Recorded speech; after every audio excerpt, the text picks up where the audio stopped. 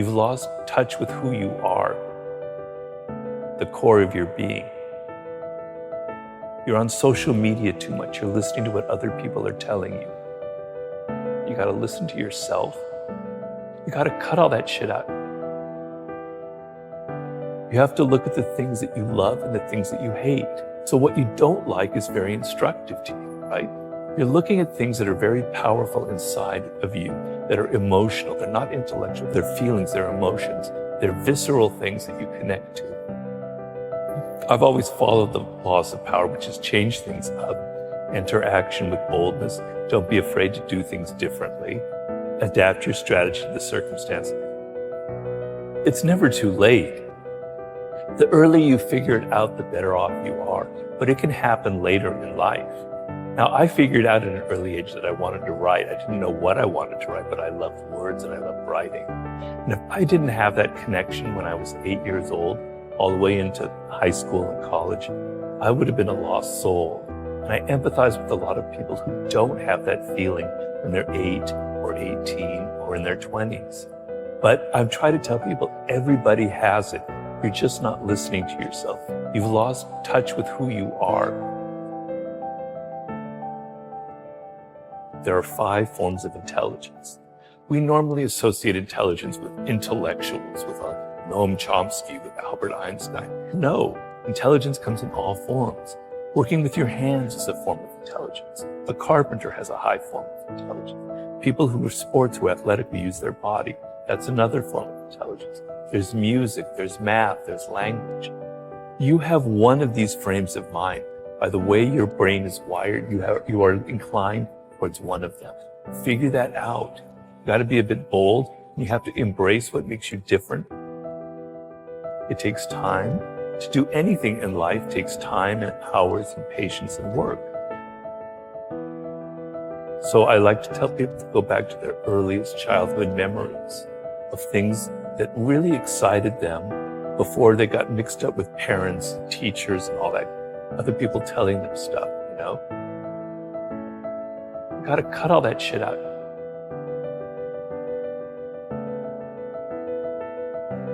You know, I was frustrated, I was depressed. I even have to admit I had moments that were slightly suicidal because I knew deep down that I could do something. I was different from other people. I had different experiences, you know, and I knew that there was something I needed to express. There was a purpose to how my life had unfolded, but I couldn't find it. I had tried everything. I had tried every form of writing, every possible endeavor you can imagine. It just didn't click. So I was very deeply frustrated. And the frustration, I tell people, is a good thing. Negative emotions are trying to teach you something. They're trying to teach you the opposite. Something else is going on. Frustration, what would be worse than frustration would be despair, giving up. No hope, but frustration is a sign that you haven't given up. You know you can do something, but you haven't figured it out. So when you have those kind of feelings, look at them and there's something positive in that. So I knew that there was something I was meant to do. I just couldn't figure it out when.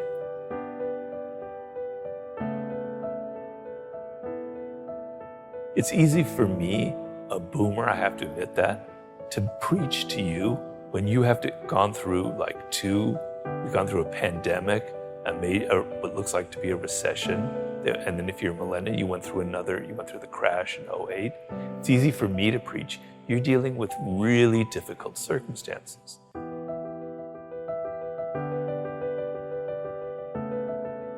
So a lot of people are rethinking their lives. They don't want to work at crap jobs just to get by. And I applaud that 100%, right? That's great.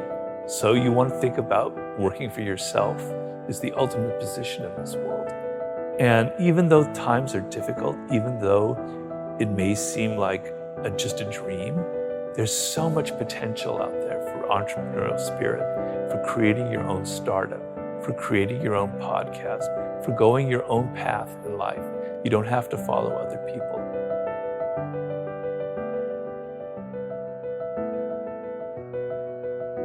It's not like it was when I was growing up. There were things that were better back then, but there are things that were a lot worse, right? You have so many more options. It's just that you're not going to reach them. You're not going to be happy in this short time that you have to be alive unless you take it seriously and still have some fun and adventure and excitement. You got to listen to yourself. You have to embrace what makes you different. Just don't listen to your parents go, I got to be making $100,000 when I'm 23 and go to law school and do all this stuff. You're going to burn out. So kind of understand I guess the main thing I would say is know who you are, know what you're, deep down in your core, what you love, what you hate, and what you were destined to create in this world. That's like the most important process you can go through. Everybody has that potential. But I know it doesn't come easy. It's a process and you have to be patient, but you have to put in the work. But another skill that you cannot ignore is the social. We're social animals. And there are a lot of people in life who ignore that because they're shy. And I was very shy as a young man. I was mostly quite introverted as well. Because they're shy, they just simply lean on their own strength, which is learning something really well, learning math or learning algorithms or learning how to write, etc. And they ignore the social because they're afraid of it. But you cannot get ahead in this world as a social animal, dependent on other people in every aspect of life, unless you treat that as another skill as well. So yes, the process of looking inward is absolutely essential, but you cannot disconnect yourself from your teachers, your mentors, your colleagues. You could have all the skill in the world and know your life's task brilliantly. But if you continually alienate people by your boorish behavior, by your insensitivity, all of the skill level in the world will be completely neutralized by your own mistakes. I didn't listen to other people. At so many turning points in my life, I could have been discouraged. People could have said, I had somebody say, Robert, you're never going to be a good writer in life. You need to go to business school, etc. My parents tried to funnel me this way or that way. I was stubborn and I was rebellious and I did my own thing. And because of that, I have kind of a different voice from other people, right? And when I look at books out there, I'm searching for that voice of somebody who's different, who has something different to say, who speaks in a different tone of voice, that has their blood and their personality in their writing. And I don't find it often, but when I do, it's a great thing. And so, to me, success in life is kind of being who you are. There's a famous expression of the great ancient Greek poet Pindar about become who you are. It's a process of becoming who you actually are and realizing what it is.